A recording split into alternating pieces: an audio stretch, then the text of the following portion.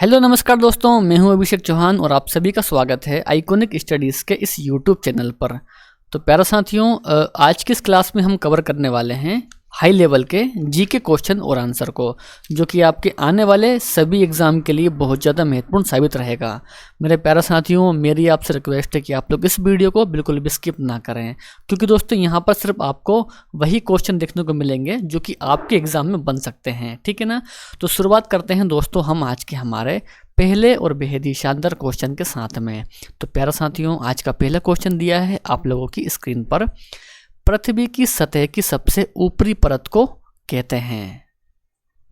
तो मेरे प्यारे साथियों, इस क्वेश्चन का जो सही उत्तर है ना वह हो जाएगा भूपर्पटी। तो मेरे प्यारे साथियों, पृथ्वी की सतह की सबसे ऊपरी परत को कहते हैं भूपर्पटी। ठीक है ना। तो इसको आपको ध्यान रखना है। आगे है, डैश गैस पृथ्वी से दीर्घ तरंग यानी कि अवरक्त विकिरण अवशोषित करती है, तो यह और पुनः पृथ्वी की ओर उत्सर्जित करती है। तो आपको बताना है कि वह गैस कौन सी है। तो इस क्वेश्चन का जो सही उत्तर है ना वो हो जाएगा ग्रीन हाउस गैस। ठीक है ना। तो ये आपको ध्यान रखना है। नेक्स्ट क्वेश्चन आता है, संसाधनों के वितरण के आधार पर डैश वर्गीकृत हो सकते हैं।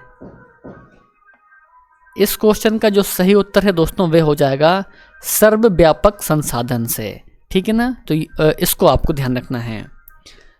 हमारा अगला क्वेश्चन आता है, लद्दाख में पाया जाने वाला यूरेनियम किस संसाधन का एक उदाहरण है। लद्दाख में पाया जाने वाला यूरेनियम। तो प्यारे साथियों, इस क्वेश्चन का जो सही उत्तर है ना वह हो जाएगा संभाव्य संसाधन का उदाहरण है। ठीक है ना। तो ये भी आपको ध्यान रखना है।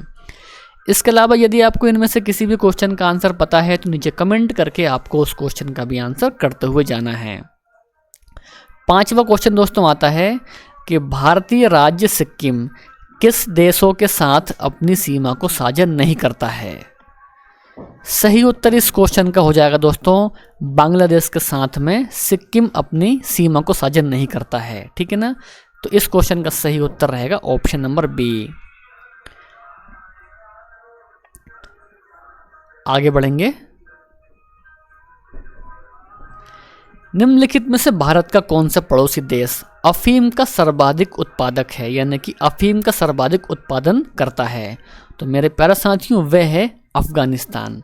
इस क्वेश्चन का सही उत्तर हो जाएगा अफगानिस्तान। आगे है, निम्नलिखित में से कौन से वृक्ष वर्ष में एक बार अपनी पत्तियां गिरा देते हैं। Very important question. तो मेरे प्यारे साथियों, वह वृक्ष है पर्णपाती वृक्ष। तो आपको दोस्तों ये ध्यान रखना है कि वर्ष में एक बार अपनी पत्तियां गिराते हैं पर्णपाती वृक्ष। आगे है, संगमरमर चट्टानों किस श्रेणी में आता है। संगमरमर चट्टान। तो मेरे प्यारे साथियों, सही उत्तर इस क्वेश्चन का हो जाएगा कायांतरित चट्टान की श्रेणी में आता है संगमरमर।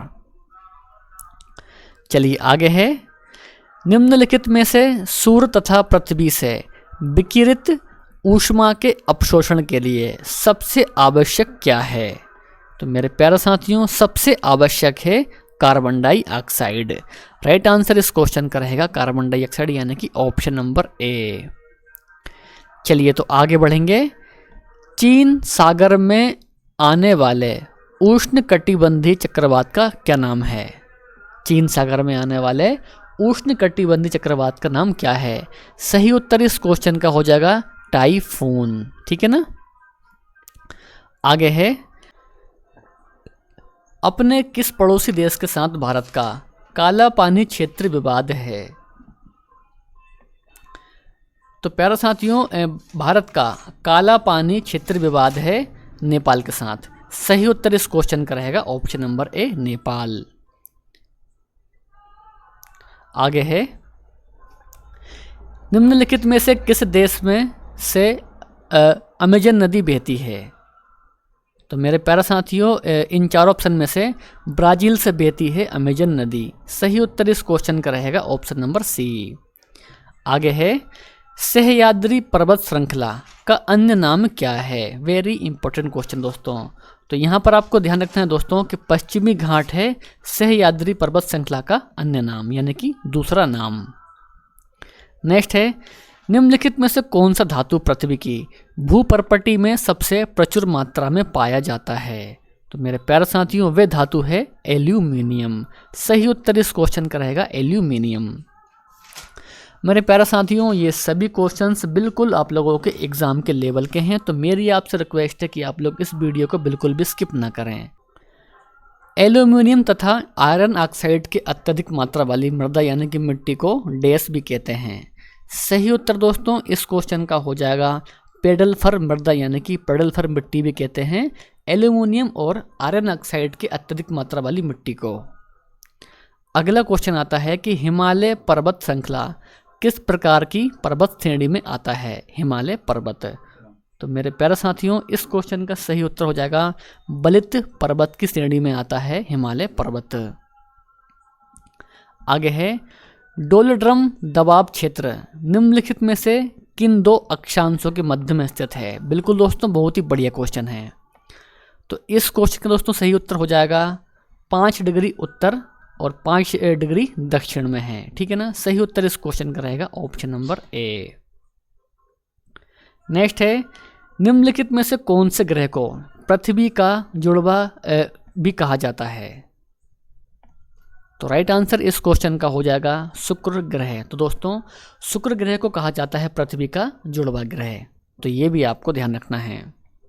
आगे है, निम्नलिखित में से किस काल्पनिक रेखा के द्वारा समान वर्षा स्तर वाले स्थानों को जोड़ा जाता है?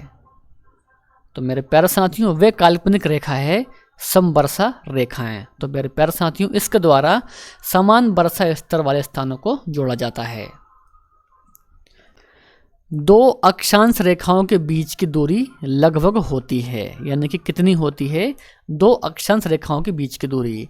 तो मेरे प्यारे साथियों, यहाँ पर आपको ध्यान रखना है कि 111 किलोमीटर होती है 2 अक्षांश रेखाओं के बीच की दूरी। चलिए 21 क्वेश्चन आता है, कोंकण तट कहाँ से कहाँ तक विस्तृत है? कोंकण तट। तो प्यारे साथियों, ये है दमन से गोवा के बीच में विस्तृत है कोंकण तट। नेक्स्ट है, सिंचाई ऊर्जा उत्पादन करने और परिवहन उद्देश्य के लिए भारत को सिंधु नदी से कितना जल उपयोग करने की अनुमति है? सही उत्तर इस क्वेश्चन का हो जाएगा दोस्तों 20% जल उपयोग करने की अनुमति है सिंधु नदी से भारत को। आगे है, निम्नलिखित में से किस देश के साथ चीन की सीमा रेखा सबसे लंबी है? तो दोस्तों, वे है मंगोलिया के साथ में सबसे लंबी सीमा है चीन के साथ मंगोलिया की। इस क्वेश्चन का सही उत्तर रहेगा ऑप्शन नंबर डी। उष्णकटिबंधीय वर्षावन डैश।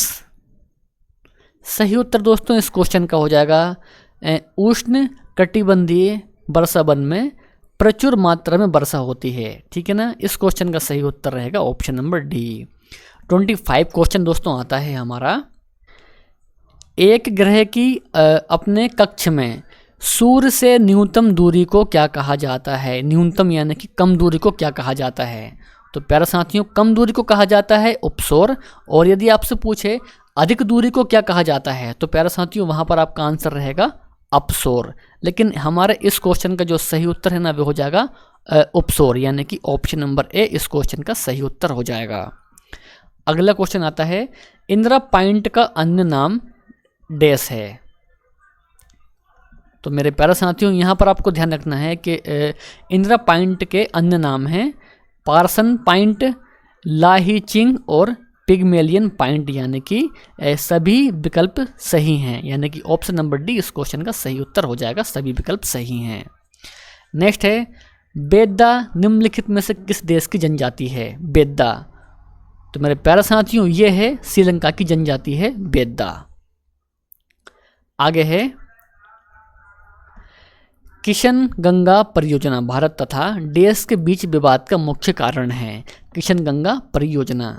सही उत्तर इस क्वेश्चन का रहेगा भारत और पाकिस्तान के बीच में विवाद है किशन गंगा परियोजना का। सही उत्तर इस क्वेश्चन का रहेगा ऑप्शन नंबर सी। अगला क्वेश्चन आता है कि 2 देशांतर रेखाओं के बीच के खंड को निम्नलिखित में से किस नाम से जाना जाता है? 2 देशांतर रेखाओं के बीच के खंड को किस नाम से जानते हैं? सही उत्तर इस क्वेश्चन का रहेगा ऑप्शन नंबर बी, गौर के नाम से जानते हैं। तो ये भी आपको ध्यान रखना है। नेक्स्ट है, स्वतंत्रता से पूर्व कौन सा भारतीय क्षेत्र काला पानी के नाम से जाना जाता था? काला पानी के नाम से। तो इस क्वेश्चन का जो सही उत्तर है वो हो जाएगा अंडमान निकोबार द्वीप समूह के नाम से जाना जाता था। तो ये भी आपको ध्यान रखना है, यानी कि ऑप्शन नंबर बी इस क्वेश्चन का सही उत्तर हो जाएगा। भारतीय संगीत के जनक किस वेद को माना जाता है? ऋग्वेद, सामवेद, यजुर्वेद या फिर अथर्ववेद? तो प्यारे साथियों, इस टेस्ट क्वेश्चन का सही उत्तर क्या रहेगा वो आपको कमेंट करके बताना है। आज का वीडियो पसंद आया हो तो वीडियो को लाइक कर दीजिए, अपने दोस्त और भाई बहन में शेयर कर दीजिए। तो मिलते हैं नेक्स्ट वीडियो में। जय हिंद, वंदे मातरम।